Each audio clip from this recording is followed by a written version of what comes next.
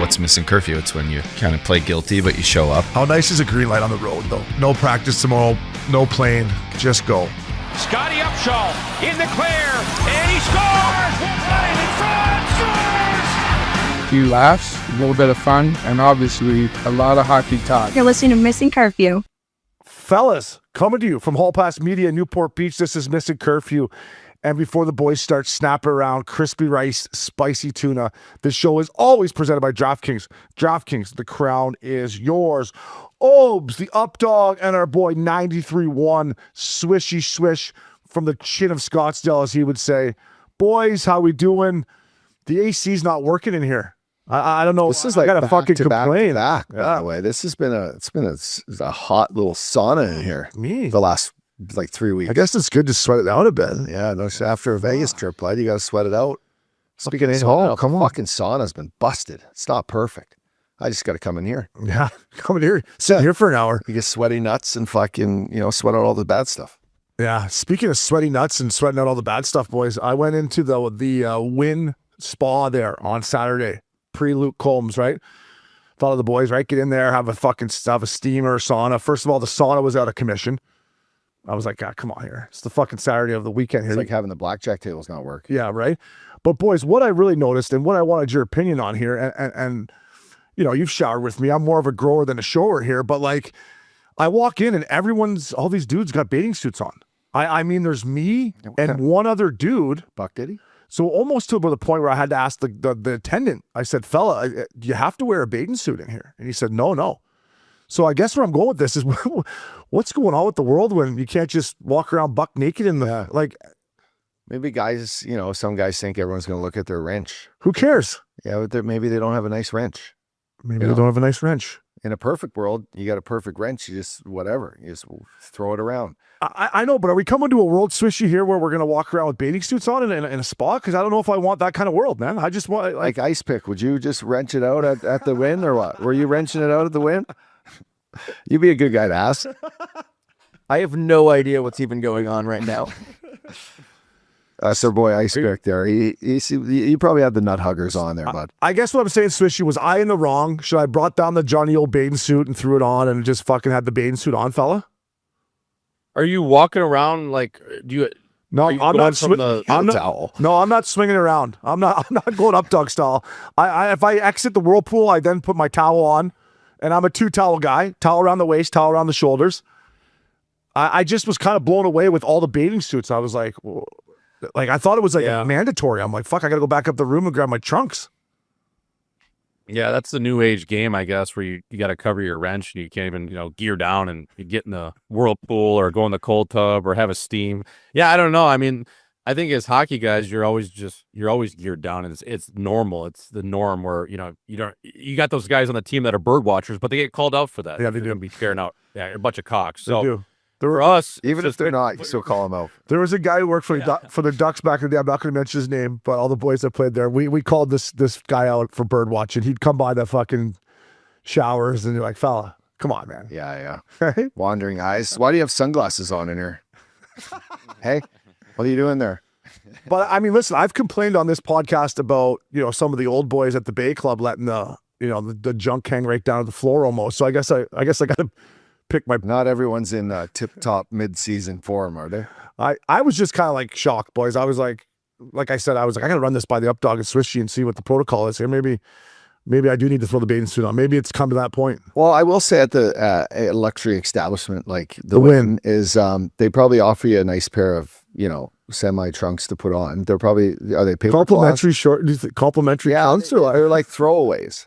At least at the one I was with my old man, we went and seen the Eagles. This is back in October. Witchy woman. And we were at Aria's spa. This is a nice spa. Great spa. And I remember walking in, the guy offered us the sandals and the robe as we went to the locker. And then it was, would you guys like a pair of trunks? Oh, well. Which are just like wrapped up in a bag. You throw them away after, like paper cloth. I opted for not. I didn't need them, obviously. I was like, nah, I'm good. And you're like, I'm chalked up for the Cialis. Your head's about on my day, like some push-ups, naked push-ups, balls on the floor in the sauna. See, I don't think we need that. I don't do that. I just wanted to get your reaction. But yeah, no, I think it's kind of standard protocol nowadays, just in a hotel like that. So not at probably like your not the Big Canyon or the Bay Club or your gym, you know. LA Fitness. Yeah, you're probably a lot of guys watching birds there, I think. Are they? Yeah, you probably want to do it out of your own courtesy Yeah. right? Yeah. Especially, it depends what part of the country you're living in, but some more than others. But For sure. you got to know there's some eyes on you for the wrong reasons, I think, if you're at that LA Fitness or one of those local gym spots. If the guy's got hard nipples. I got nipples, Greg. Can you milk me? Yeah, I got nipples, Greg. Can you really milk me? weird. Someone throw me a pair of trunks. Yeah, I think Updog's probably right in terms of like what civilization would say. If it's a private club, like a country club, I think you can go wrench out. If you're at a spa that's like a hotel and it's more of a common area, Yeah. swimsuits are just a little ditty for me. Maybe just throw on like the spandex or something. I don't know, but yeah, Obes, I don't think you're wrong there. Hey, speaking of, did you ever do the prank back in the day when you get in a hot tub, like, and you're maybe with some chicks or whatever, and you give your buddy, like, he's staying over your place or whatever, but you have the dissolvable, or you're on a trip, you get the dissolvable swim trunks. So, you know, when you get in the hot tub, you got the swim trunks on, but when you get up, you wrench out and they're going out, you know. It's a classic play. You get the dissolvable swimming trunks on Amazon, and, you know, you get in the hot tub with some significant others or females around, and the guy thinks he's got swim trunks on, and he gets up. He's like, hey, fella, go grab me some beers. And he's just wrenched out because they dissolve. Classic play. I'll tell you what, it was, you know, I felt uncomfortable, you know, being naked. Like, I was like, I'm the odd man out here. And then they kept piling in the hot tub, and I almost said, hey, boys, I got no, you know, slide left. Yeah. I'm buck naked under here. And then It's a big tub, but still slide left. And then one old boy came in. He probably should have had trunks on, to be honest with you, but he was letting her swing. I was like, all right, I'm all right. But till then, I was This is my type of guy. What are you doing after? Hey, you want to go? I got an extra ticket. You want to go to Luke Combs? What are you doing for? You want to go have some lunch or what? Hey, Sedell's, where you going, fella? My type of guy here. Yeah. I guess next time I'm going to probably bring my trunks, right? I'm not going to wear the disposable ones though. Yeah. I'm not. It's the one thing I always forget when I go on a little 2-dayer. You always need your trunks. Yeah. It's like bringing coconut oil on the road too. You don't want to be without that. I think trunks and coconut oil are two mandatory things, necessities, they say, that you don't want to fucking forget. I'll tell you what, the money they were pumping out of that Wynn Spa on that Saturday, I mean, there must have been, I got a little head, feet, face massage, right? And then every room, there must have been 24 rooms at least, all booked. The girls' spa was slammed from what Mac Miller said. I'm like, they're just printing money here. This fucking A lot of exfoliating. That's nice. Mud bath? What'd you do? Didn't do a mud bath, just hand, feet, and head. No balls. No ball. I didn't see that on the menu. Okay, pack your trousers if you're going to the Wynn. If you're at Big Canyon, you can let our buck date it, boys. Okay, thanks for clarifying that for me, boys. Listen, March Madness is in full swing. I was in Vegas the last weekend, the first weekend of March Madness. And boys, I was just thinking, like, first of all, the sports books were slammed. And I guess where I'm going with this is, you know, is that weekend as big as any weekend when it comes to gambling for Vegas? Like, we talk about the NFL and how it moves the needle more than anything. But judging by the Encore and Wynn sports books, first weekend of March Madness, every degenerate was out just giving her. Yeah, I'm not a huge college b-ball guy, but I think for any sort of handicapper or younger guy cheering on his school with a sorority, or what do you call it? Fraternity. Frat boy. Ice Pick was in a fraternity. Were you? Stoner's ours. Ice Pick? Yeah. Nice. So anyway, back on that, you got young, you got old, all feeling like they want to crack at, you know, being perfect. Yeah. Being perfect throughout, you know, the bracket. And I think it's a time for me. I'd probably lose a ton of dough if I started sprinkling at these games. I did do a bracket with the fellas, the OG Newport crew. I think I'm tied second right now, so did pretty good there. But I just, for any gambler, it's you know, it's Christmas. There's games all day long, every day of the week, and for the guys that pay attention, it's probably some easy pickings for games. Obi, to answer your point, I do believe it is the number one weekend for Vegas. It is. I know it said. Yeah, go ahead. Sorry, buddy. If I'm reading this right, they say the whole March Madness for Vegas is $3.1 billion, and the first weekend, $466 million. Yeah, and I know like that Circus swim bar where they have like the swim up bar is just littered with people because they have the big screen TVs there. So I know that's Circa's biggest weekend for sure. But I would imagine just that first weekend, with the numbers, it's got to be just the degenerates because it's just nonstop action that these guys can throw. Yeah, it's the first time I've ever been in Vegas for weekend one of March Madness, and shout out to BQ. When we were going in, he's like, first weekend of March Madness in Vegas is nuts. And I was like, yeah, it must be. And I got in there. It was just chaos. Slammed. Like everyone was slammed, mutants everywhere.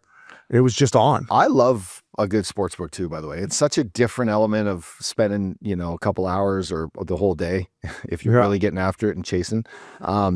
It's everyone's glued to the TV. Guys are watching different games. There's horse racing on. There's, cricket. There's hockey.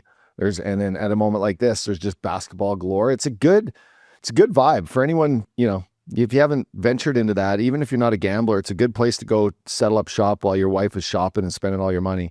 You go in, you just have a beer with the boys and just good energy. It's always good energy in sportsbook. Yeah.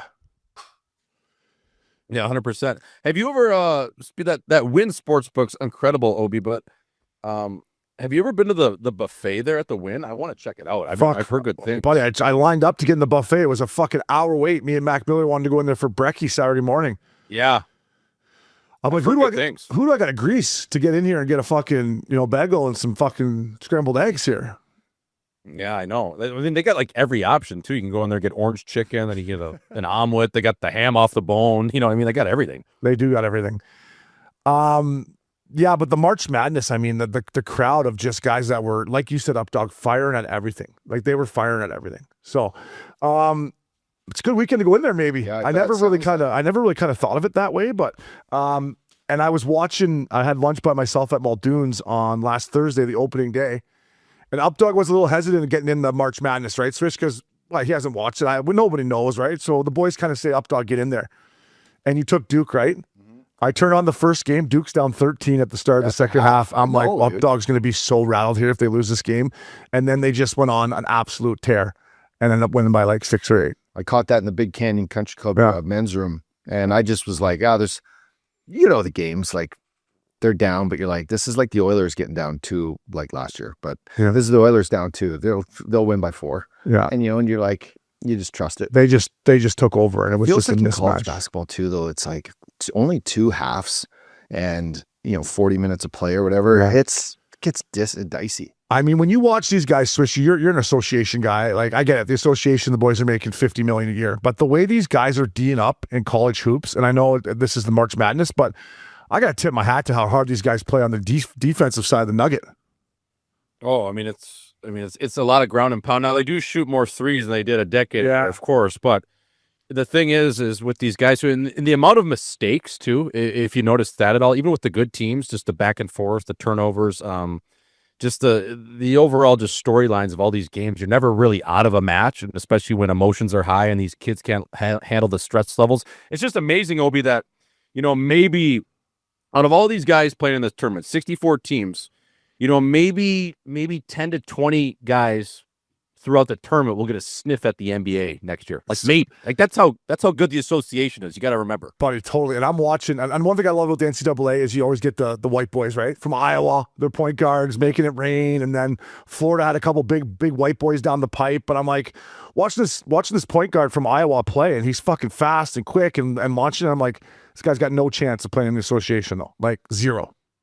No, and that just goes to show you how good a guy like Kobe of the Ozarks is, Austin Reeves. Yeah, white boy on the Lakers, like that. You got to be so dynamic, bro, to play with those guys. Yeah. Who's the ultimate gangster white guy? We was with Barstool now. Help me out. Jason Williams. White chocolate. His content's great, and he's the OG white boy of the NBA. Him and the Birdman. Remember the Birdman with the tat on the neck? Oh, yeah. I love the Birdman. So Jason Williams was high school teammates in Rand, West Virginia with Randy Moss. DuPont High. They played hoops together. Those two on a squad. Dude, the alley-oops all day. Yeah. The Birdman ended up he was playing for the Nuggets when I played for the Avs, and I think we were back at Goebel's house, and the Birdman came strolling into the after party. 7-footer, tatted up. Yeah, who has more tattoos, him or Goebel? Birdman. Yeah, sick. Right up his neck, right up his face. And then I saw him one day cruising downtown Denver. I forget what, like an old school muscle car or something. I think he was leaving the Pepsi Center when I was coming in, and he just had the top down, tatted up, mohawk. I'm like, look at this guy. Blunt. The bird. Yeah. Oh, yeah. Yeah, for sure. Hey, listen, boys. My March Madness, I didn't know what to do either, Up Dog. I took all the favorites. How you doing? I'm in third place. Oh, nice. Because I did the little research I did do now with this NIL money, right? These big power teams are like. You said who spent the most? I'll take them. Yeah, I took Arizona to win it all. Joe D leading the charge. Am I still in third or did I fall down? You are fourth. Fourth. PJ McKegg. You guys got AZ winning Arizona. Ice pick. What happened to you in the Hall Pass one, buddy? I thought you were a hoops guy. I pulled up. I believe you got Florida too, so you are officially done, Ice. I got Arizona with you, so not done. But I did the opposite. I took a lot of the underdogs, and that's what got me. Like I had I took the wrong lesson from the SEC championship where Vanderbilt beat Florida. I thought Florida stunk. Apparently, both teams stink. Yeah. So I thought you had Florida. All right, you're still in it then, I guess. Chip in a chair. It's fun to watch. These boys play hard. And hey, listen, if you want to get in the mix, the first weekend in Vegas is a lot of action. Up Dog, this flag football put on by Tom Brady and the boys over in Saudi Arabia. I watched a little bit of it. I guess it was here in LA though. It wasn't. It played a game here at that BMO, that soccer stadium. Oh, they did. Yeah, they played it right. Oh, my bad. I thought the boys supposed to be in Saudi, but they're getting. Yeah. Okay, so they didn't have to fly all the way over there. No, it was here in LA. Actually, I had tickets to go if I wanted, but had some baseball practice. Yeah, I watched it. I got to be honest, it didn't really blow me away. Like, it didn't make me like excited for flag football in the Olympics. I thought it was. I'd rather watch women play flag football, I think. Yeah, well, so I caught it too. These guys were going balls out. So I think on a less balls out, full NFL guys, going Mach 10, you're probably going to see a little bit more of a sport or this content that they threw out. You're probably better to watch it when it's a little slower. I mean, these guys, Saquon Barkley was fucking running around. There was one play he got it and had to jump into these two guys. Like, they're lucky. Joe Burrow almost blew his knee out one time. Like, if you're the owner, that's where I was going. If you're the owner of the Bengals, how are you okay with Joe Burrow, who's been battling injuries, going over or playing in LA in a flag football game in the offseason? Yeah. I guess. I mean, he didn't move in that much out there. Like that Jaden Daniels is flying out there. I know. He was playing as like a running back. So I just think you saw Goodell there. You saw, Michael Rubin is obviously throwing cash everywhere. He's a big partner of the NFL. I think it's probably something they're going to implement to grow the game. So they're growing the game almost grassroots style with flag football here in town. For example, Matt Leinart every Friday it's the hang in Newport Beach. All the kids from my daughter is 5, right up through 15. These kids every Friday night, it's a big hang on this big football field. I think it's one of the faster growing sports in the country. For sure. So if the pros are going out there and doing it, probably, the trickle down effect is probably real. So, and just with the Olympics here in LA and whatnot, I think it's something they want to put on the forefront. But yeah, you're right. Hey, dude, fucking Joe Burrow hurts himself. Good night. Yeah, like no way I would let him go over there and start snapping around like that, Swish. Yeah, I don't think. I mean, you're always going to risk injury no matter what you're doing, especially in off season, even in workouts. But I'm with you. Why in a controlled setting like that, where you can ultimately have a say if a guy plays it or not. But I think what Updog is saying is right. Is it's more so obviously the money involved, but for the kids too to implement this flag football, see the stars playing it. You get away from tackle football at a young age. That I grew up playing tackle football in 3rd grade. Right, you're lining up for Oklahoma, smashing your head against a kid. Like, that's not probably the right way of passage, especially getting up through the ranks of football. So I think longevity wise and just, it gives a chance for kids to see the stars doing it. And then ultimately they think it's cool. Right. And it's a way to grow the game. Yeah. You could still take some tough spills though, right? No, it's kind of up to the stars to not go balls out, but they were going balls out. They were going balls out. And listen, one thing I did take away from it is Brady, he can still spin it. I mean, the way he throws it, like the way he releases it, like this guy could still, like, if you're a GM out there, Him or Phillip, you're like, fuck, I could, for 4 games down the stretch, if I can get this guy to the press box for 30 million. 35, which is making up in the presser. But he can still spin it. And then I loved it. Him to Gronk, and then the big boy pulls a hammy. I'm like, oh, Gronk, I feel you, buddy. But what a grab. But that was it for Gronk, Swishy. He was hammy, done. Odell Beckham Jr. had a nasty one grab too, I saw. Yeah. He went up and got that thing. That thing was in the penthouse. Does he went have up a and got it job with this one year? hand. I don't think he's been in the league the last couple of years, has he? Fuck with that catch. He could be right back there. It's just crazy how big NFL, like, you know, they put together this flag football game, and it's just like, you know, the biggest fucking story. I'm like, these guys, everything they touch is just money, money, money. It's Like NFL. their Four Nations Cup, fuck almost. It took over the TV all day Saturday, all day. It's crazy. Yep. A couple more little takeaways, boys. Listen, Logan Paul is richer than me. He's fucking famous, all this. I get it, but he's a fucking clown. He was acting like a clown. Stay in the WWE, bro. Like he tried. I give him credit to go out there with these guys and even try to keep up. But then when you're getting embarrassed and you just turn it into a complete gong show, I thought it was once again a tough look for Logan Paul. Yeah. It was all the lead up. They asked him to probably have a role in this. Yeah, I saw the lead up, but it was too much. Yeah, let's just you're no one creates more content than you, and I get it. Listen, the Paul brothers are genius, but I thought the whole beef with Brady leading into it, like I didn't even think that was entertaining or intriguing. Did you think it was good content coming from Logan Paul leading up to this game? No, but did it grab the attention and get people talking about it? Yeah. Absolutely, it did. So he did his job and did his mission. I mean, this whole thing's a bit. It's all a shtick, right? Where what he's doing. But I want to ask you this. You know, he was talking shit before, so was Gronk. If those two get in the ring, and I'm not talking about street fighting, I'm just talking about straight up boxing. Logan Paul is probably tuning them up, no? Just because he's got more experience? How long can Gronk train for? Can we give Gronk a full fucking training camp and a fucking legit boxing coach? And what weight's it at? Somewhere in between the two. I mean, Logan Paul's like 225. Gronk's probably 240 now. So say they fight at 230 or whatever they want to fight at. Honestly, do you think that Gronk could have a chance? I hope so. I hope that if Gronk's got to be more than 240, right? He's a fucking 6'6" fucking monster. Yeah. He's a beast. 60 maybe? He's probably 265, like lean. But it's not like I don't think Logan obviously trains like Jake. I don't think he's in the gym hitting the pad like he's doing the. And I'll give Logan Paul credit. If you're a WWE guy, he's fucking entertaining to watch. He flies off the top rope. He does backflips. He's fucking jacked. He's killing it in the WWE. I like to think Gronk with a full camp fighting at heavyweight. You gotta hope Gronk knocks him out. Yeah, and fellas, real quick about the Logan Paul Tom Brady thing. I heard that's all build up for the WWE in a month or so. Yeah. So I think Tom Brady's getting involved in WWE, and that kind of this game was a part of their build up to that event. Really, Entertainment. Brady's getting in the squared circle. Kind of. That'd be unbelievable. So Don't mess up his hair.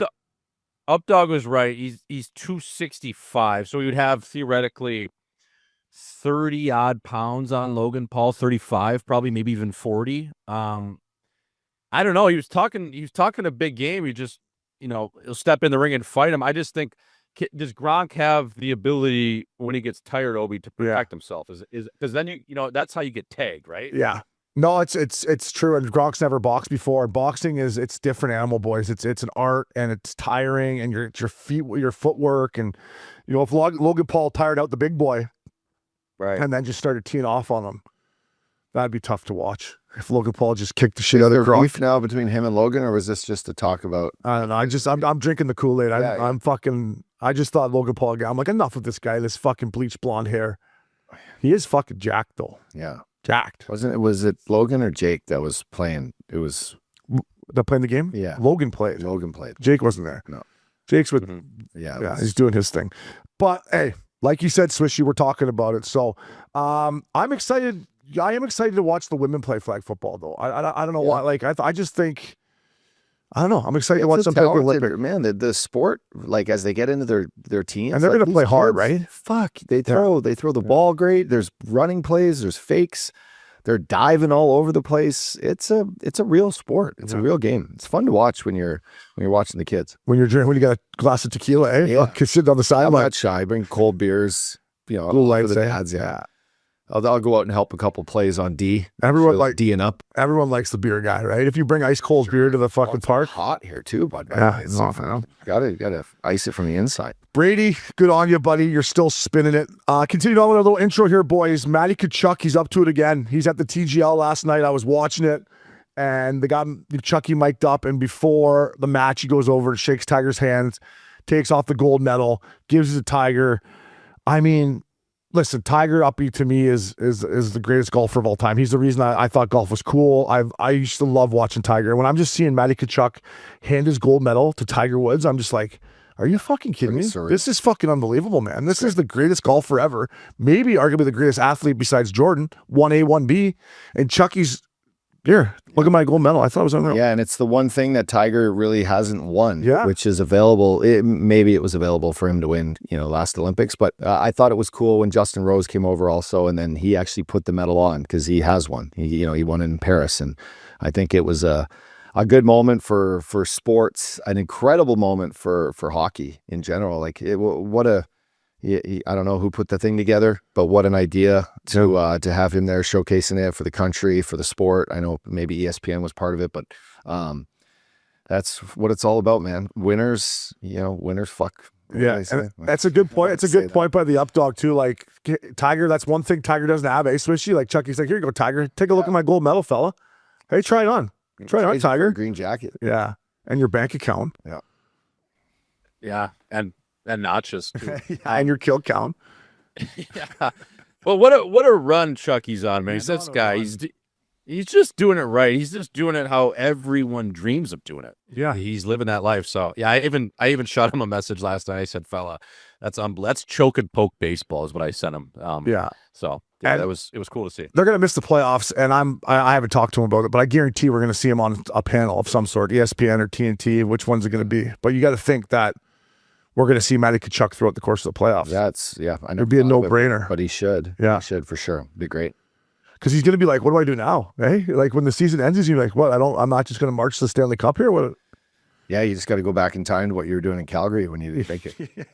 Which is probably... He doesn't even remember it. He doesn't even fucking remember. He's like, did I play in Calgary? I played in Calgary. Come to stagecoach, Matty. Here we go. Yeah. Chucky, stagecoach fella. Come on in, bud. Hey, listen, Tigers playing tonight in the finals. They're down 1. They lost a heartbreaker last night to LA Golf Club. Poor Kisner. Hey, the par 5. They always get kids on a par 5. Par 5, he tries to lay it up dog, rolls into the rough, chunks his wedge into the rough again, then hits it short and almost chipped it in. But they've been a Cinderella story all year, Team Jupiter. So Tiger, I will be tuned into that. Boys, last but not least, our little intro here. Went to Vegas this weekend. I don't know if you guys have ever seen Sammy Haggart. First time I've ever seen him. Guy's an absolute beauty. 78 years old, just running around the stage, fucking passing out tequila, Cabo Wobble shirt on, and up dog. He did this song, Mass Tequila, and the video behind was Cabo Wobble back in the day, and these guys were buckled. And I just miss Cabo. I want to go back. I love Cabo Wobble. And Sammy Haggart, you're a fucking legend, man. 78 years old, running around the stage. Fucking guy's a beauty. Some guys just never lose it. Fuck. Never lose that energy, and will always remain rock stars. And yeah, he brought the OG sort of rock star into business and restaurants and flags and I don't know how many beers and tequilas, warm or chilled, we drink. Oh yeah, at that Cabo Wabo in Cabo. I'm sure all you listeners who are beauties have been there. Yeah, that's fucking crazy. 78. Swish, have you been to Cabo Wabo, Swish? No, I actually have never been to Cabo. I've been to a ton of spots in Mexico. I've never mixed it there. We got to get down there, boys. We're going in May, but we got to get down there with Billy Quinn and get Swishy down there. It's fucking unbelievable. That's for me and Uppy.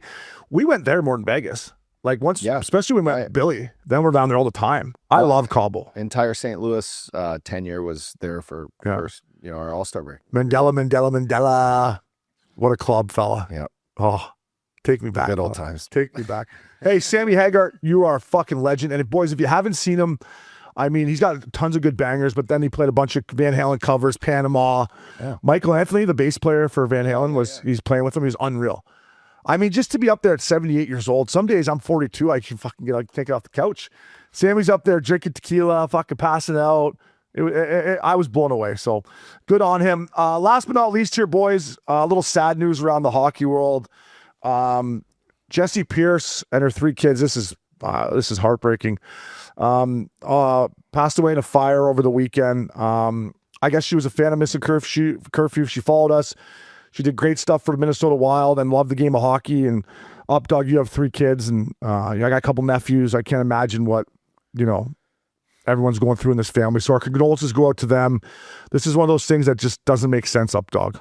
Yeah, there's, and Princey did a good job of, I think, reposting a GoFundMe page for supporting this awful situation. And I just wanted to share that, Gretz had texted me yesterday when we posted it, and he asked about, Jessie and if we knew her. And I just said, listen, she was one of our biggest supporters from the day we started this podcast. And we'd seen her in passing a few times. She was, from what I read, she was a very bright and inspiring person to be around. And we're thinking about everyone involved, her family, and this is just awful, awful, awful. So, we're thinking, and you can find different areas online to support this awful situation. So yeah, well said, fellas.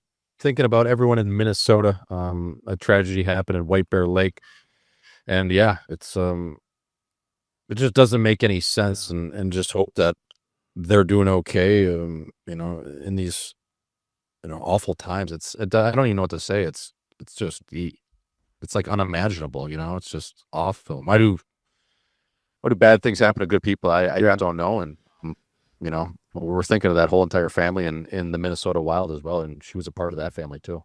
Yeah. This one, I thought the same thing, Swishy. I'm like, this one just doesn't. I don't get it. So our condolences go to her and her family. But one thing about the hockey world, as we know, boys, we stick together. So everyone, our prayers are with them. We'll be right back. I'm Missin Curfew. Welcome back to Missin Curfew. Get this guy an ice cold Labatt Blue. This segment is brought to you by Labatt. Brewed for the chirps, the rivalries, and the sacred art of trash talk. Labatt, brewed for the roasts. Who wants to start dishing? Anyone want to? I got a few. You want to start? You want me to start dishing, boys? Why not? Fuck yeah. The Columbus Blue Jackets. Get yourself an ice cold Labatt Blue. Don't look now, fellas, but they are 3rd in the Metro. Yes, that's right. Bonesy. 1 point behind the Pittsburgh Penguins. Listen, we were lucky enough to have Bonesy on there. He was excited about this job. Nobody saw this coming. But the way they're playing right now, they can play it any way you want to. They got 4 good lines. They got good defense. They got good goaltending. Marchenko is a pure fucking sniper. Fantelli is turning into a real nice player. Olivier is a beast out there. When I watch this team play right now, they're getting in, and they're going to be a tough out, boys. So the Columbus Blue Jackets, Bonesy and the boys, get yourself an ice cold Labatt Blue.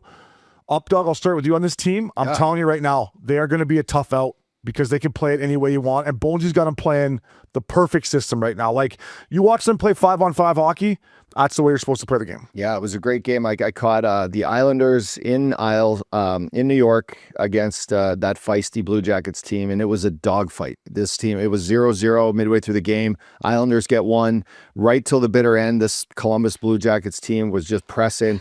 Elvis has been playing great in net. They got toughness on D. Werenski, they got still Gabranson was moving the biscuit around and playing hard. It's a team, boys, heads up in the playoffs. I don't think anybody wants to match up with a group like this that has fought and clawed their way back into this mix. Those are the teams you stay away from come playoff time, bud.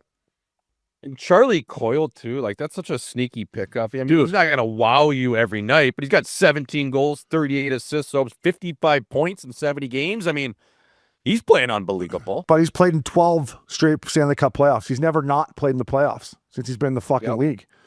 I mean, when you look at their center ice position with Fantelli, Monahan, Coyle, and Boone Jenner as their 4th line center, that's great depth. Mason Mark's been a kid who I love, but kind of got bounced around here. Went from Dallas to Seattle, then Seattle to Columbus, playing on the top line with Fantilli and Marchenko. And that Marchenko is a sniper. Like, if the game's on the line and the goalie's pulled, Swishy, and that comes over to him on the right side, like, he has as good a release as anyone, and he can be the difference maker. So they have that sniper as well.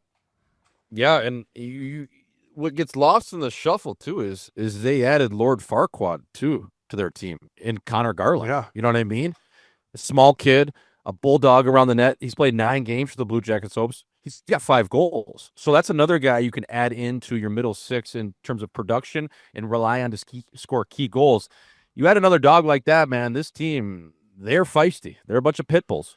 And then I love their D2. Obviously, Rosinski is their dog. Could win the Norris this year. Severson's a big right-handed shot. Provorov, who I've always loved. And then you got Goodbranson and the young kid Matvichuk on the 5'6". And say what you want about Goody, sometimes he'll chop it up, but he's big, he's strong, he kills penalties. And if somebody wants to fuck around, Goody's right there. Yeah. Like this Columbus team, boys, like if we're talking stocks up, dog, or whatever, we're like, buy. We should have bought them 3 months ago. They're turning into Microsoft on us 6 months ago. But I love their hockey club, and they're built for playoff hockey. And you got to give Don Waddell credit, man. So Yeah, absolutely. And I guarantee there's some ice cold Labatt Blues in there. Continuing on the Eastern Conference, our boy Travis Green, the Ottawa Senators, Brady Tkachuk, Timmy Stutzel, Bath. Get yourself an ice cold Labatt Blue, fellas.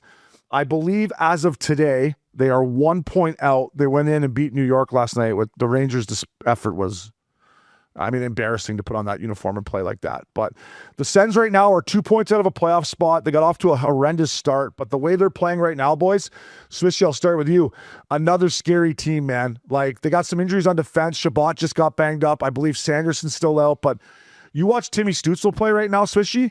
This kid is all over the ice, fearless, taking it to the net, and then obviously Brady and Bath and Giroux and Nicky Cousin doing his thing. If they get in, which I hope they do, they're going to be a tough out as well. Yeah, and they lost a young defenseman too last night. Not that he's a significant piece, but that Laurie Thompson, his first game in a bit, he's going to miss some time. Chapat, he went down the tunnel, so we'll see what happens. But they added Warren Fogle. They subtracted David Perron at the deadline, but they add Fogle into the mix. Sanderson, obviously a key piece. This Dylan Cousins, like you mentioned, Obes, is playing really good hockey. Yeah. Parlay Pinto, he's going to get 20 goals. And then you got Giroux in the mix there too. So another team, Obi, they're just scrappy. You know what I mean? Like Columbus, scrappy. Ottawa, scrappy. And their penalty kill has been really good as of late. So, you know what? They get in the dance. Shit can happen. Yeah, and Detroit's kind of, they're on the outside looking in. I've been waiting all year for the Boston Bruins to kind of stumble, and they continue to clip away. And they play tonight at home against Toronto. I'm sure they'll win that game. But the Islanders, man, at 85 points, they're not. It's a dogfight in the East. Yeah, Schenner is the exact word. He's like, dude, every game out here is like a battle for that 1 point, and then God bless you get the 2. He's like, it's just a dogfight every game. It's so tight. Standings are moved around after every match, every night, and that's what you want in the NHL. Yeah, it's locked in. A little parody, as they say. Yeah, parody. So the Ottawa Senators, I hope they get in. Fuck, I love that squad. Greener, keep going, fella. I got a couple more, boys. Ice cold Labatt Blues, Pristine Pilsners. Cole Caulfield, get yourself an ice cold Labatt Blue. You had a 5-point night the other night there on a Saturday night in Montreal.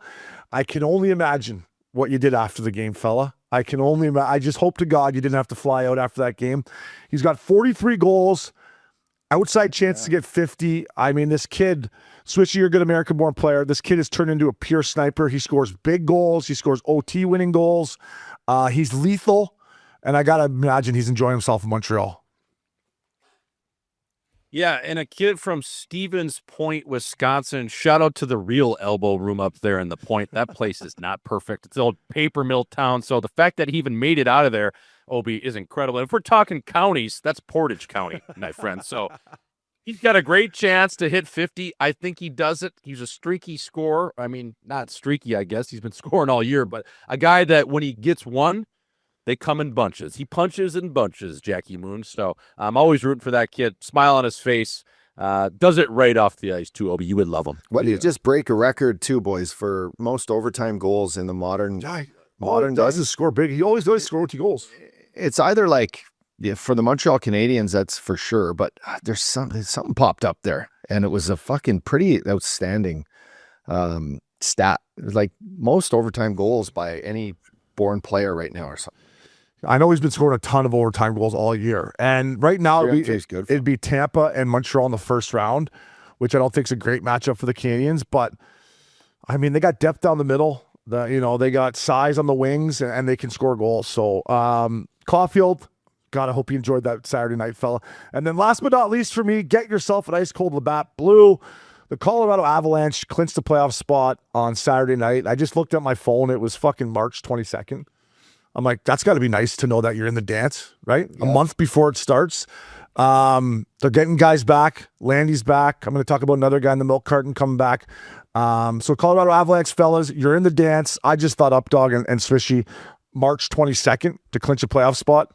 Tip of the cap, fellas. It is the National Hockey League after all. So get that whole squad ice cold Labatt Blue. That's why you collect points early, Schmaltzy, so you can enjoy beers now before things get real serious come playoff time, baby. What they have, like 2 regulation losses in their first 40 or something like that? It was an insane stat. Insane. They were just rolling. But I will dish one beer, boys. I am going to give one to the sheriff they call in Sauk City, Utah. That is Lawson Krause. Prince, he did a great job. He posted the clip the other day. Mickey Schmaltz got rubbed out on the wall in Vegas. Kind of got hit, got a rough ride from Jeremy Lazon. And right away, line mate, the sheriff, number 67, the pride of Southern Ontario, Lawson Krause comes over and says, you know what, you want one? Right away, shed first, ask questions later. That just shows you, Obi, a good sign of a team building into playoffs and a team that is very tight. He didn't have to fight, but he just felt, you know what, hey, you're going to give one of my skill guys a rough ride. You're going to have to answer to that. So good on Krauser. He's a good chin out of Ontario. Yeah, I loved it. I loved everything about it, and that's what good teams do. You come over there, that Lazon's a tough kid, so is Lawson Krause. Come over, answer the bell. Now everyone around the league knows that you can't take liberties on our best players. Yeah. And Nasher we had on last week, he had me all nervous. Like, they're fucking in pretty much here, boys. No, like they're 7 points in. They're in. Well, the goalie's got 32 wins. I mean, Don't look now, but the Nashville Predators are second wildcard team. Wow. Yeah. It's got to be a bump of there. We should throw those guys a nice cold Labatt Blue. I mean, from where they were at the start of the year, I was said on this very podcast, trade everyone. Stammer, Factor, Marchessault. Trotzy quit. He went home. They thought they were fucking done. Trotzy's like, I'm out of here. You guys fucked me. And now they're in the mix. They're in the playoff spot right now. Yeah, good for them. Nashville deserves it. Good time. Brandon Walker wants a trip next year, a fellow tour trip. He wants us? He wants us to go to Smashville. He wants us to come to Smashville. I said we can do that. Maybe that's our first round. We can do that. A little highlight. Boys, always drink responsibly, but get those pristine Pilsners in ya. I cannot wait to see playoff hockey in Salt Lake City. That's going to be fun to watch. So moving on here at Missin Curfew, it is our luxury auto collection. Dog of the week.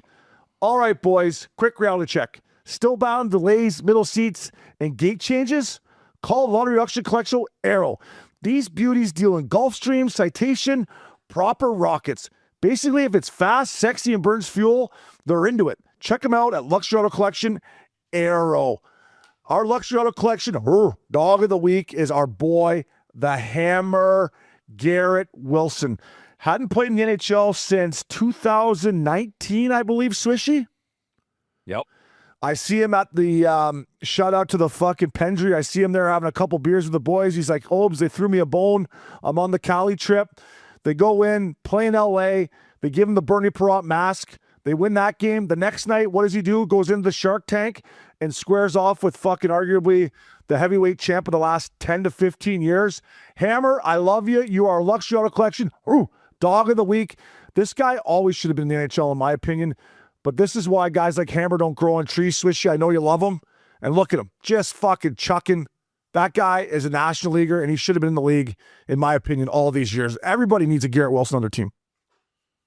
Yeah, there's no reason why he shouldn't. I mean, you even talk to guys like Ryan O'Reilly, who's a friend of the Hammer, Jordan Binnington, some of these guys. That's always the first thing that at least Binner always would say, because we're all close buddies, me, the Hammer, and JB, is this guy should be in the NHL. He's a team guy, Obi. He's nationally on and off the ice, and he's willing to answer the bell against anyone, as you see it, fighting Ryan Reeves and standing in there and doing well. I shot him a message after that, and I was just like, fuck, man, you make me fired up. You're one of my favorite players. You're just such a team guy. And good on Keith Jones and Danny Briere for giving him the sniff and giving him a call, Obi, just because I think he embodies what a Flyer is in shows, and I just think that bleeds into guys on the farm in Lehigh who he's protected for the last 6 years of. Yeah. That goes a long ways. That's exactly right. He's Flyers pedigree to a T. Talk's gotta love him. And then just one thing, from the moment he came in, into the Florida dressing room as a young kid, to now, his face looks like he's been through fucking a war, and he has. Yeah. He's battled his fucking nuts off the whole time. Yeah. So yeah, it's hockey played the right way, sticking up for your teammates, being a good team guy, and fucking chucking and ducking. Yeah. He was my guy. He had my boy. He had a girlfriend when I played him in San Antonio. I'm like, they're doing long day. I'm like, fucking, you don't need a girlfriend, fella. Like, you're trying to make the NHL. Well, good thing he did it because he ended up marrying her. So I bumped into him at the Pendry. I said, "You still dating the same girl?" Yeah, married her. I got 2 boys. So good thing you didn't listen to me, eh? I was like, "Gasser, fella, you gotta be single. Fucking, you gotta be single. No baggage, eh, Swishy? If you were trying to make the National League, fella, just carry on. Let's go." Yeah. He when I was texting with him, he said he ran in. He's like, I ran into the Olds when I was at the Pendry there. Yeah, he's like, oh, he's fired up to see you. Then he obviously said you were with the ladies, and Richie Babe was there. So yeah, he was fired up to see you for sure. Yeah, I tell you what, it was a nice little atmosphere there at the Pendry Hotel lobby bar there. I bet. If you're down in the area, and you're looking for a nice old fashioned and just a nice place to sit around, and it was good. So it was good to see the boys stand there too, right? And the one thing I did say to Richie, I was with Richie and Johnny Schlitzky. Remember the old unwritten rule, right? If you're staying at that hotel, you don't drink in that hotel lobby. That was kind of the unwritten rule, was it not? It's a good lobby. Unless it's I think that rule may be gone now, right? Like if you're staying in a nice hotel at the Pendry, it's like, what, we're not going to sit here and have a couple cold ones? Talks doesn't care. You just got to beat the coaches there. Is that the rule? Or the unwritten rule, yeah. No, but you're right. No, it was like, hey, take your shenanigans elsewhere. Yeah. But fuck, I've seen some, I see what goes on in that lobby. I'd be right there too. It was just nice to see them. There was 4 of them. I think, I don't know, I couldn't recognize the other 3 guys they were sitting with, but they're just sitting there having a cold beer, nice to be out of the shitty weather in Philly. They're on the California road swing. I left there and I was like, fuck, that's what the NHL is all about right there. Like, that's the National League. Hey, just sitting around, have a couple cold ones with the boys at the Pendry in Orange County. NHL Swishy. That and a no bucket warm up. That was what I never changed, boys. When I dreamed of playing in the National League, it was to play with no helmet in a fucking warm up. Like that to me is NHL. As you know, you're a big advocate of it. I'm just saying, I'm reiterating it. Yeah. Fuck, that's the National League right there, man. Going back for a biscuit, no bucket. Oh my God. Hey, how are you? Tunes fucking blaring on a Saturday night with Sunday off. Let's find a way to win this game, boys. Let's find a way to win this game, and then let's go have a time. It was the best. Unreal. Warm-up was my favorite, well, the paychecks, but warm-up was my favorite part of the game. Like, is there any better than going out for a National League warm-up on a Saturday night? Yeah, getting 3-3, and I'm not talking about hockey. Well, that goes hand in hand with the no bucket warm-up, right? Good. Yeah, that's right. Hammer, good on you to the Philadelphia Flyers, Jonesy, DB, and Talks.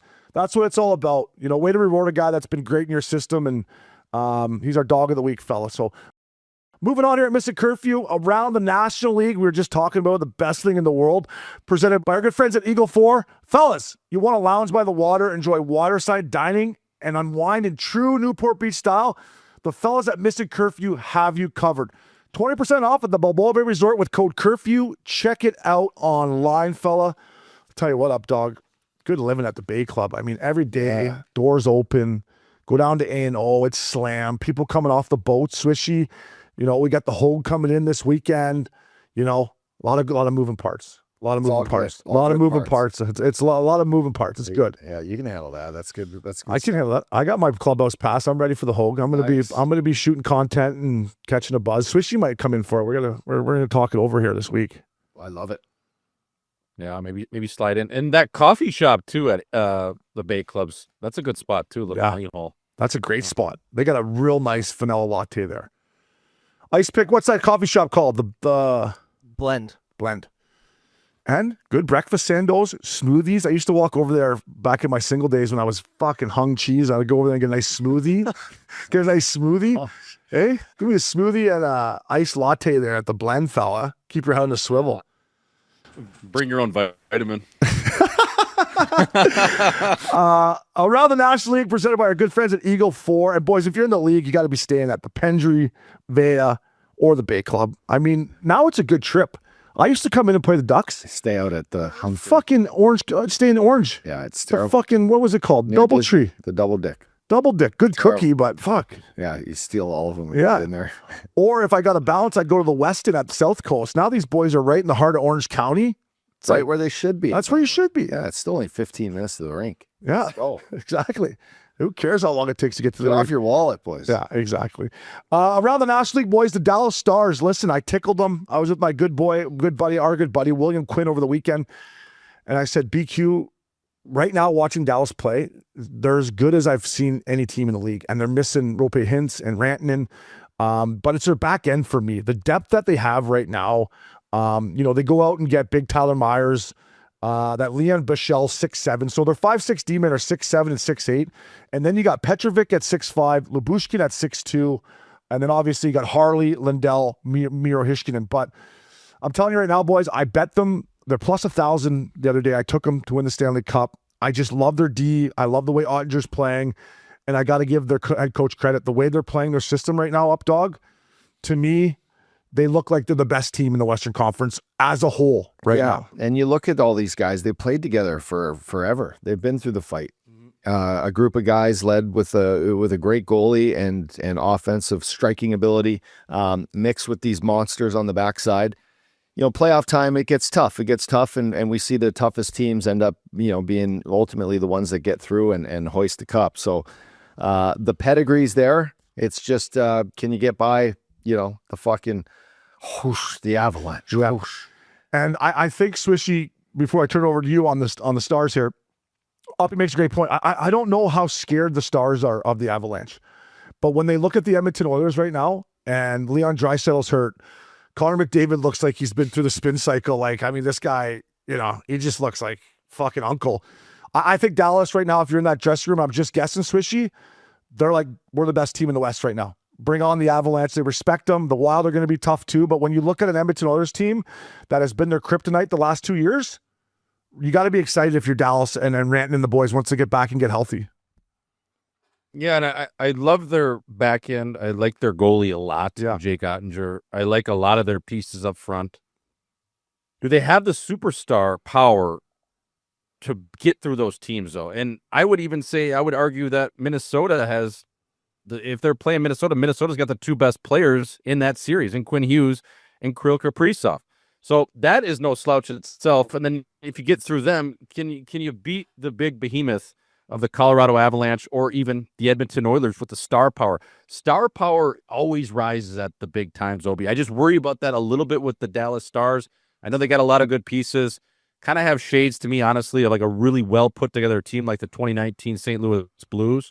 But how often does that whole package work versus just having that big booming power? That's the only thing I question. Yeah, and listen, I think the Avs are about to crank it up here. Landy's back. Logan O'Connor, I'm going to talk about, is back tonight. I'm looking for the Avs to find their game. And I'm just going off of the last sample size, boys, since I guess the Olympic break here. When I watch the way Dallas has been playing with their injuries, and you look at a lineup where you're going to get Fasca back, and then you're going to get your two big boys back with Rantanen and Hintz. And the back end that they have, Swishy, you're 100% right with the firepower. I just think defense and goaltending and depth come playoff time is going to prevail for the Stars, and we will see. It's going to be tough to get out of the Central, and the Avs are definitely going to have something to say about it. So, BQ, you're in for a good playoff run, I think, my man. Continuing on around the National League, boys, I was watching Minnesota, Chicago the other night, and McCarron, the big boy, he came into this scrum, that Ryan Donato, fucking didn't see the big boy coming, and he suckered some guy, and this McCarron came in and fucking threw two that, if it would have hit Donato's head, it would have knocked his head clean off his fucking shoulders.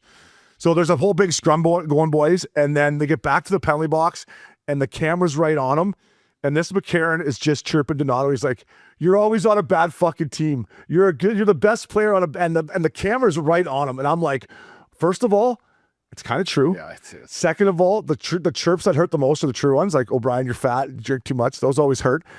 And then Updog, you can't really say much when a guy's like, "You're always on a bad team." And Donato just kind of looked like, "Yeah, you got me." So I was like, McCarron, big boy, good chirp. Yeah. It also sucks when the guy's just a monster and kick the shit out of you. Yeah, that's a good point. Yeah, it's never where you chirp him back, but you're also just like, okay, he can knock my head off, so I should be careful here. I'll tell you what, he came in, and then Bogosian came in WWE style from the top rope. His skate almost fucking hit somebody in the face, and Donato didn't realize what he got himself into. And I think that Rushkin, what's his name in Chicago, they played in Toronto. Ovechkin? No. Yeah, Ilya Michkov or whatever. Michkov, number 95. He was in there too. And he kind of got put in, and he was like, fuck, get me out of here. The Minnesota Wild, where I'm going with this, sticking with the Central Division, you don't fuck around with them. They got the two Foligno boys, Milton, McCarron, Bogosian. The list goes on and on. Hartman. The list goes on and on, Swishy. Oh, they can throw. They can. The thing about them is they can play any way you want now. You know what I mean? And they're maybe missing that center iceman that they would have loved to get at the deadline, like a Vinny Trocheck, but they can play any way you want. The only thing I worry about with them is their goaltending.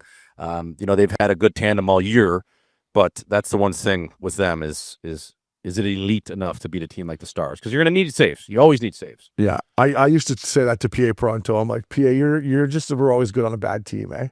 Colorado, we were dead last year, their best player. Toronto, they were dead last year, their best player. That's a tough chirp, though. When someone says to you, what do you say back to that? Nothing, because winning's everything. Yeah. And when you win, you can chirp like that, especially, and it fucking stings. Stings. Yeah. It's like I was called like a paper cut. Yeah, a suitcase. They called me a suitcase. That one's like, yeah, whatever. Someone else wanted me. But when they say you're on a bad team, you're always on a bad team. There's not really anything you say back to that. And if you can't fight the guy, like you said, because he's bigger than you. You can. Just be ready to get your head punched in. Yeah. I don't know. I just thought it was great camera work by the guy. That's the stuff, Swishy, that if we could get more of that, of just two guys chirping in the penalty box, and it couldn't have been on his face any better. And he's just let Donato have it. So I thought it was great TV. That's good show business. Need more of that. Yeah. Around the National League, updog, your boy Connor McDavid. And I'm not joking when I see this guy on TV right now. I get it. It's what is it, March in Edmonton? It's still snowing. Dry skin. Haven't seen the sun in fucking since training camp. But every time I see this poor guy do an interview now, it's just I feel for him. But he is funny. He has a dry sense of humor. When he called the Pacific Division a pillow fight, I was like, good for you, Connor. At least make some light of it, because it is a pillow fight. Yeah. And if they weren't in that position, in that division, they'd really be in one. But I think almost now, Updog, he's just got to have some fun with the media. And he does have a dry sense of humor. And I just thought that was, listen, it's a pillow fight. We're lucky. And I just thought it was him kind of just giving a jab back to the media, being like, we know where we're at here. Yeah, and he's lucky it's a pillow fight. He's lucky that he can kind of take a deep breath and realize that they're still sort of in a great position. Even though as an Oiler fan and talking with friends and family, it's just like, holy smokes, this is painful. But God, if they get through this little stretch and put together, a half decent last 3 weeks, 4 weeks of season, they're in the dance and anything can happen. They just got to get home ice in the first round, right? Well, play Vegas. Ideally, yeah, that'd be great. And then you never know what the Duckies are going to do, right? I don't think home ice matters for the Oilers really at all. Come playoff time, but no, does it? I don't know what's going on up there anymore. Yeah. I don't know what's going on. I think there's part of Connor McDavid that would be happy to miss the playoffs. I'm sure. I'd just be like, fuck, let me out of here. Let me rest up. Let Leon rest up, and let's just regroup here for fuck's sakes. It's probably not a wrong statement, but I would say he knows how his team can play in the playoffs. So he's just like, let's just get there. Yeah. Because they're a different team. We see a different Edmonton Oilers team every year come playoff time, but and they are completely different, but it seems like they all figure something out, come playoff time that puts them in that, I can't believe we doubted them again, Yeah, Hyman starts forechecking like a machine. McDavid and Drysdale take over the game. Yeah. Bouchard gets the boost bomb going from the point. I mean, there's a lot of chatter, Swishy, about Evan Bouchard and the Norris. How do you feel about that as an ex-right-handed shooting defenseman? I mean, coming out of the break, he has cleaned up, some of those mistakes, or the one odd, turnover, or the bad play in front of his net where the controller unplugs. I don't think he's if I'm looking at the top 3 Norris candidates right now, he's probably not in there. I would say for me, it would be, you obviously have Makar, Hughes, and then Werenski would be my top 3. And then I would maybe go Bouchard 4, and I would have Matthew Schaefer at 5. Those would be my top 5. Fuck, Schaefer. Schaefer, I mean, he's been unbelievable. Yeah, yes. I mean, look at these numbers Bouchard has, though. These are legit. He's got 19 goals, 79 points, and plus 15. Yeah. I mean, he gets it done. He gets it done offensively. That's for damn sure.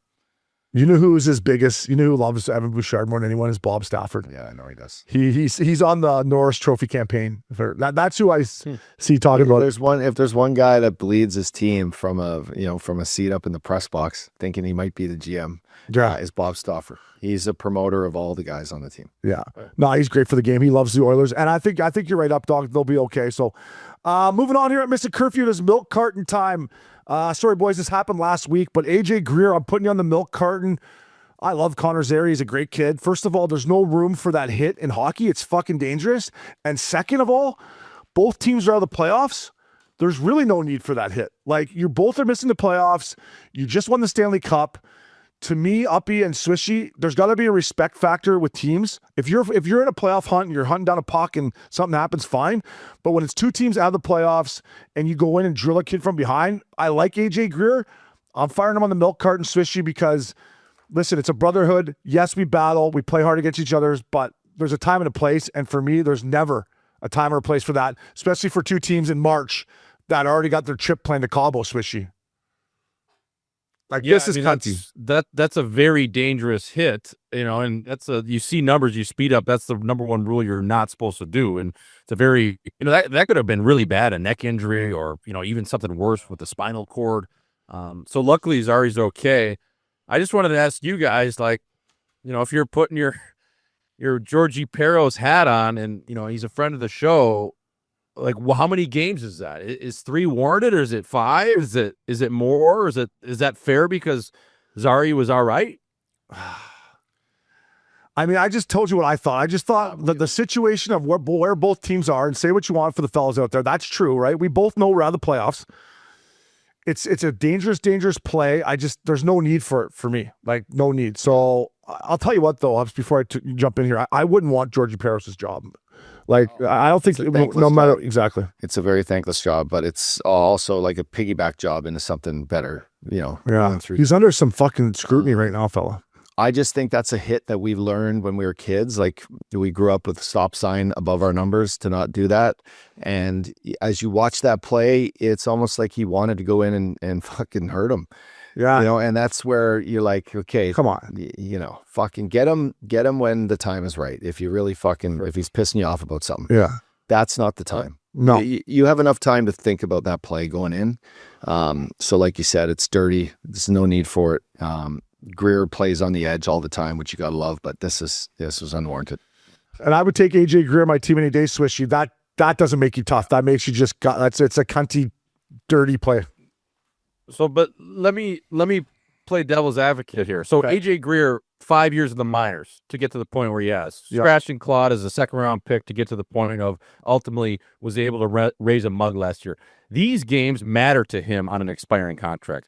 He has got to go 110 despite if they're in the playoffs or not, Obi. I'm not saying the hit is right. I think the hit it was bullshit, does not belong in the game. But for a guy like AJ Greer, these games fucking mean something for him. And it's going to put money in his pocket, and he needs to show teams and showcase around the league that, I'm still a big piece to a bottom 6, whether it's in Florida or somewhere else. That's my only thing. Yeah, and I totally get it. And listen, I've been in that position. And listen, at the end of the day, we're all playing for contracts, and you can't take a day in the NHL for granted. I just think what he proved last year with their Stanley Cup run doesn't matter what he does the rest of the way in here. He proved that he could be a warrior on the fourth line, play within the rules. Doing stupid stuff like this, if you're a GM, some GMs might be like, this kid's fucking, he doesn't really get it maybe. Or a play like that, I think, is hurting him more than it's helping him when he does become a UFA. And I think the Panthers are going to resign him. That's just my opinion. No, it's fair. Yeah. No, it's. But you're right, Swishy. Everyone's playing for a contract. So milk carton time here at Missin Curfew. Boys, I had the Sens last night. Full creamer with our boy Graham Dillette. Didn't hit the full creamer, but they won 2-1. They should have won 8-1. The Rangers had 9 shots on net, boys. I've never heard MSG so quiet. So, Trochi, I'm putting you in the fucking New York Rangers on the milk carton, man. Listen, I get it's been a tough year, but you're playing at the greatest stadium in the world, Madison Square Garden. You got to come out and you get 9 shots against the Ottawa Senators. The effort was just embarrassing. So to me, I'm putting the New York Rangers. Their fans deserve better. I'm thinking of you, James Beal, out there, a good Rangers fan. Could you imagine putting on the Rangers jersey? And I'd like to ask Lundqvist or Brad Richards or Prusty having 9 shots. I know you're out of the playoffs, but come on here. Fuck, it's New York City. Let's go. Totally. You had 9 shots in your sleep, just walking up that fucking stair ramp in MSG, excited about the game. Like, don't lose the excitement. Don't lose the fact and the right to wear that jersey. It's a prideful thing to be part of that organization. Yeah. Not showing up like that gets you booed right out of the barn. I've never heard MSG so quiet. Yeah. And then they got their first shot with like 6 minutes left in the first, and they gave them the old Bronx cheer. That's the Bronx cheer. I want that on the wrong side. So those boys, I guarantee you, they got the Sharpie out and they're just crossing off the days. It's been a tough year for your boy Sully and the Rangers. Last but not least, in the milk carton, I touched on this. Logan O'Connor coming off the milk carton. This one's big for me, boys. I love the way this kid plays. He's a good Irishman. He's been out. He's been out forever. A whole year. So he's back tonight. I talked about the Dallas Stars and their depth. This is a guy that you're going to, ignite into this Avs lineup. He brings grit. He makes their penalty kill better. I'm excited to watch him play up dog, and he's been out a long time. So Logan O'Connor off the milk carton. He's what the Avs need. He needs some they need some sandpaper. Absolutely. Pure grit, pure, plays the right way, both sides of the barn. Yeah. He's won. So, what a time to get a guy back like that. Yeah, and he's going to get, 10 games in here is perfect. Get your legs back. Be fresh. Almost like it was planned. I think it was. So let's go. Last but not least, it is the Jäegermeister Iciest shot of the night, presented by Jäegermeister. Serve it cold or don't serve it at all. Jäegermeister. Damn, that's cold. For more information, visit Jäegermeister.com. And fellas, always drink responsibly. It's only fitting here. Ovi, the grade 8, has 1,000 goals in the playoffs and regular season. And it was trademark Ovi. Roll it, ice pick. The other night against the Avalanche. Here he goes. Oh, little shot pass. No. Track it down. Hunt pucks. Hey, low to high. Help him out there. Get in there. Look. Okay, they're mucking it up. McMichael, you get it out of your hands. And then here it is. Boom. Damn, that's cold. That is vintage Ovechkin. When I think of Alex Ovechkin scoring a goal, that is what I think about. And it's only fitting. The hockey gods, as Trotzy would say, that's his thousandth goal. 1,000 goals. Wow. 1,000 goals, 16 away from Gretz's record at 116. It's a remarkable stat. Feel kind of lucky, and the hair stands up on your arms to know that you played against this guy his whole career, and what he's doing right there. Doesn't move much on the ice. Doesn't have to, but fuck, he can shoot. Right here, boom, damn, that's cool. Like that, Swishy. That is just vintage Ovi right there, right? Booyah. I'm trying to think. As a defenseman, Obes, you played a lot longer than me, but just throughout hockey, do you think from your junior days, or at least pro days, you played, how many years pro did you play? 14? 15, I think. I like to round up, 15, let's call it. 15 years pro. In practice and games, do you think you had 1,000 goals? No. That's what I'm saying. It's just crazy to think about. You know what I mean? No. It's fucked. Yeah. It's fucked. I didn't score many goals in practice, man. I remember, I'll never forget, when they called up Calvin Pickard. And we called him up from Lake Erie, and I went down on the old Canada Cup drill, and I snapped a fucking bar down. I go to the fucking Sylvain Lefebvre. I'm like, this kid's not ready. If I can do that, this kid has no chance to be in the NHL. Send him back to the fucking banana league. Well said. I couldn't. I think of near the end of my career skating with John Gibson and San Diego. I never scored on Gibby. I was trying to score, and I couldn't. These NHL goalies are just too good for me. They got really good. They got good fast, and fucking, yeah, as a D-man, though, you're just looking for sticks, bud. You're shooting for sticks. You're shooting for your buddy for the rebound off the pad. I know, but I was that guy in practice, Swishy. If I scored in practice, I celebrated. I wanted to celebrate and do a pumpernickel and jump in the corner with the boys. I didn't score many in the game. I wanted to score in practice. Fuck yeah, especially those first two, warm-up drills you're doing Canada Cup or you're with Bobby Big Wheel. If you get you get 1-on-0 with the goalie, and especially early on, man, I would be fired up if I scored even 2 in Bobby Big Wheel. I'll tell you what, though, in the jungle and the shootout, I was kind of cash money. I'd come in, just go old faithful, low blocker. My year in Portland Pirates. I don't know if we could find the stats, but fuck, I was clipping on a nice pace there. I just come in, fast as I could, low blocker, bing. But that was the jungle. That ain't the National League fella. That is the jungle. Yep. Yeah. Ovi, congrats, buddy. You're great for the well game. done, and by the way, if he's just gonna stand there and rip one-timers, he can probably play for a few more years because that was vintage Ovi. So, Swishy, thank you. Updog, always fun stopping around with you boys. Thank you to Hall Pass Media, Kyle Casey Conway, and Max the Ice Pick Pickup. That was Missin Curfew, fellas.